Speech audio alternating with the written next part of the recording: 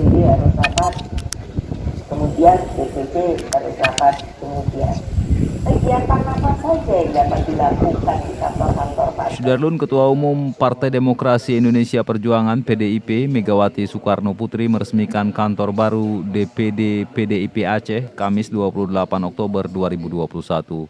Kegiatan ini bersamaan dengan peresmian 14 kantor DPC PDIP di berbagai kabupaten kota serta peresmian taman dan patung Bung Karno yang berada di Bandar Lampung.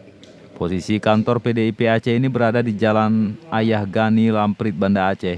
Sebelumnya kantor PDIP Aceh berada di Jalan T. Arif, Banda Aceh. Peresmian kantor partai ini dilakukan secara virtual oleh Megawati dengan ditandai penandatanganan prasasti dari kantor DPP PDIP di Jakarta.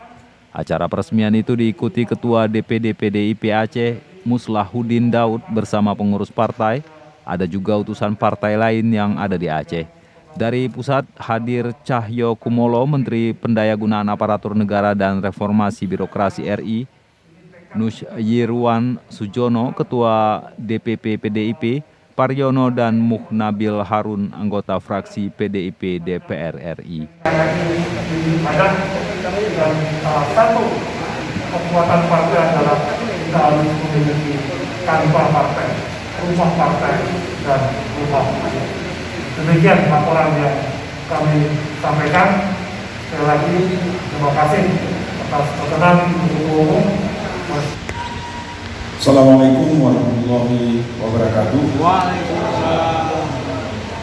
Salam sejahtera untuk kita sekalian. Pertama-tama kita ucapkan syukur kepada Allah Subhanahu wa Ta'ala yang melimpahkan rahmat dan karunia-Nya kepada kita sekalian, sehingga kita dapat menghadiri acara yang sangat penting pada hari ini, yaitu peresmian kantor DPD dan kantor-kantor lain di seluruh Indonesia.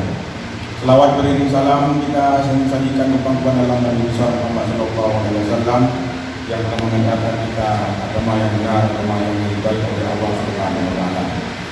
Yang kami hormati Ibu Ketua Umum Hajah Megawati Soekarno Putri, Bapak Sekjen Hasto Kristianto, para senior partai, para ketua-ketua DPP partai, dan seluruh hadirin dan hadirat yang berhadir pada acara yang sangat mulia pada hari-hari berbahagia ini.